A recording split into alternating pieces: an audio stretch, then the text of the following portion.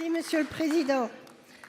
Mesdames et Messieurs les ministres, mes chers collègues, ma question s'adresse à Madame la ministre de la Transition énergétique et concerne la mise en œuvre de la loi portant accélération des énergies renouvelables du 10 mars 2023. Afin de porter la part d'énergie renouvelable dans notre consommation finale d'énergie à 33% d'ici 2030, ce texte permet aux communes de définir les zones d'accélération où elles souhaitent prioritairement voir des projets d'énergie renouvelable s'implanter. Suite à une réunion organisée récemment dans le département du Doubs, en présence des élus locaux, des services de l'État, des principaux acteurs du marché de l'énergie, de nombreuses questions sont remontées sur les difficultés d'application de cette disposition. Elles ne sont pas propres à mon territoire.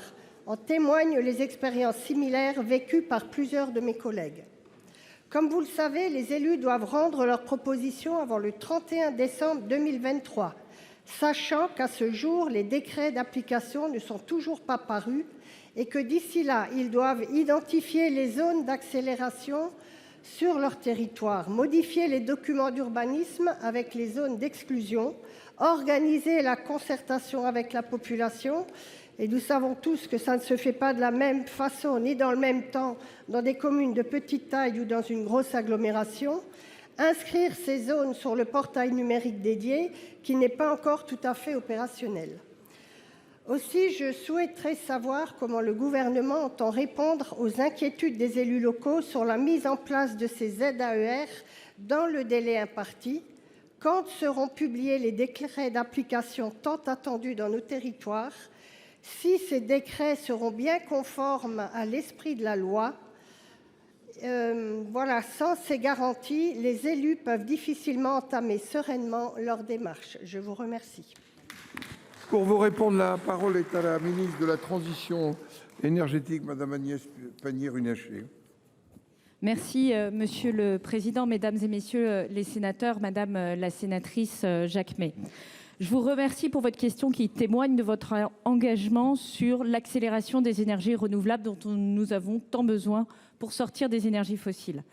Après le large vote de la loi d'accélération des énergies renouvelables par cette Assemblée, dont je salue à nouveau le travail, nous avons décidé ensemble de mettre les élus locaux au cœur du processus de planification énergétique. C'est un gage de réussite de la planification écologique portée par le Président de la République et la Première ministre. Concrètement, que dit la loi ? Que les maires ont désormais la possibilité de définir des zones d'accélération sur lesquelles ils souhaitent que soient développées des énergies renouvelables et des zones d'interdiction sur lesquelles ils ne souhaitent pas que soient développées des énergies renouvelables. Ces nouveaux pouvoirs permettent de soutenir les élus locaux qui s'engagent dans l'accélération des énergies renouvelables et ils leur ouvrent la possibilité de bénéficier de nombreux avantages qui sont ouverts par la loi, en particulier le partage de la valeur de ces projets. Madame la sénatrice, je veux d'abord vous dire qu'il n'y a pas besoin de décret aujourd'hui pour définir ces zones d'accélération puisque toutes les actions qui sont prévues par la loi, mise en place d'un portail cartographique, nomination de membres de l'équipe préfectorale pour être les points d'entrée de chacun des élus en responsabilité référent des énergies renouvelables, ont été prises. Ces mesures sont en œuvre aujourd'hui. Et j'ai d'ailleurs écrit en juin aux 35 000 maires et présidents d'intercommunalités pour leur donner tous les éléments pour leur permettre de définir ces énergies renouvelables. Et déjà, un certain nombre de communes aujourd'hui prennent des délibérations pour définir ces zones.